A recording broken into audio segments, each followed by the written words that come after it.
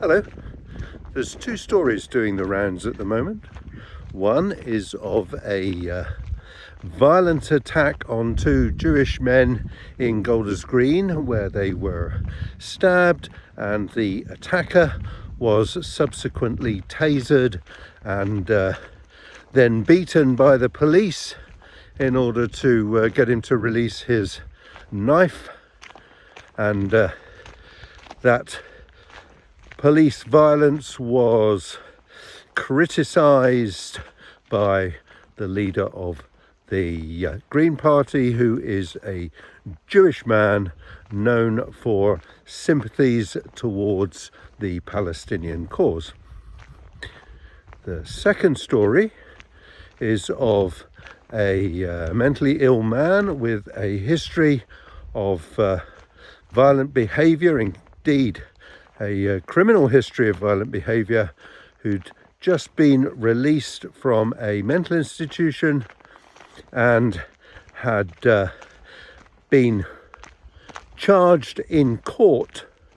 with 3 attempted murders, the first of which a stabbing of a Muslim man in the attacker's home area of southeast London,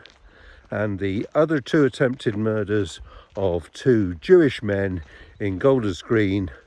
a few hours later. Now, one of those stories has commanded attention of all of the headlines in the mainstream media and news broadcasts, and of the Prime Minister and the Leader of the Opposition,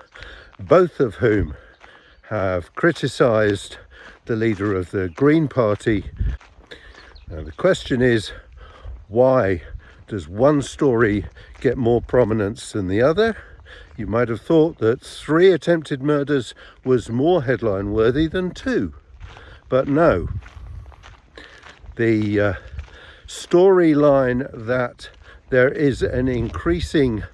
tide of anti-Semitic violence directed towards British Jewish communities in Manchester and northwest London is the current narrative that's receiving all the political attention from the government and the opposition. And the question is, why? Who benefits from that? Well, first of all, it's pretty obvious that the Prime Minister and the Leader of the Opposition benefit from the opportunity to criticise the leader of the Green Party, whose party is mounting quite a problem for both of them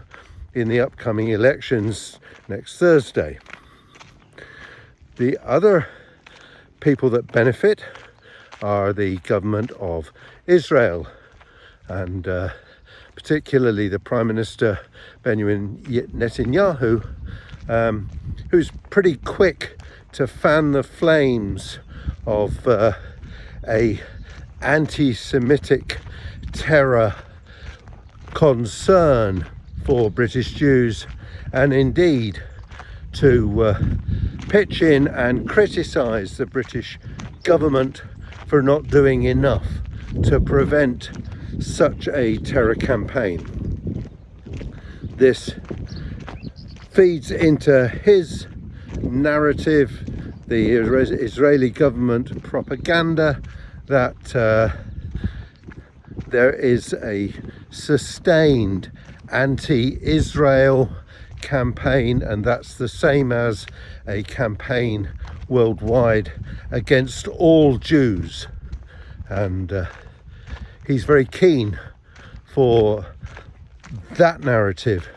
to have prominence and to keep prominence, and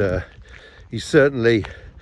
got the British Prime Minister behind him in that, and the Leader of the Opposition, but not the leader of the Green Party. We need to look at the facts, and we need time for those facts to percolate out and to tell us actually if there is a sustained terror campaign, and there may well be, because of the American and Israeli attacks on Iran. And This may or may not be part of such a campaign, but it's not at all clear yet, and it would be wise not to jump to conclusion. It would also be wise to think, does the Jewish population in Britain benefit from the concerns about a anti-Semitic terror wave being increased, or would they benefit from being reassured that we're doing all we can, the security services are doing their job, the police are doing their job, they responded very quickly and effectively in this particular case, and that they should feel confident that their anxieties are recognised and are being addressed, rather than being further scared by the Prime Minister and the mainstream media saying this is all getting out of control and we'll have to stop pro-Palestinian demonstrations, and we're going to tolerate right-wing news headlines like life in Britain is beginning to look like life in Germany in the 1930s. Utter nonsense, but we have to be very careful how we handle it, because there are a lot of vested interests and very few of them give priority to the security concerns of the British Jewish population. Bye.